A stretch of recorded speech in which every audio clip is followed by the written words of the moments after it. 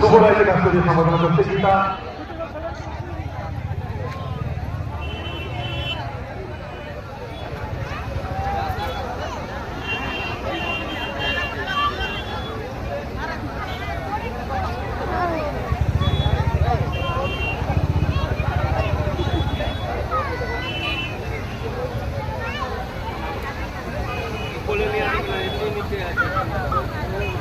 সবাইকে সংবর্ধনা জানানোর পরে আমরা বলেছিলাম আমরা যে লাইভ পারফরমেন্স দেখবো, যাদের ডান্স আমরা ফোনে দেখে থাকি, আজকে আমরা সরাসরি এখানেই দেখবো।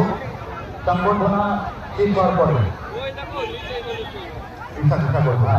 সংবর্ধনা শেষ হওয়ার পরে আমরা মঞ্চে বিশাল নৃত্য পরিবেশন দেখবো সবাই মিলে একসঙ্গে।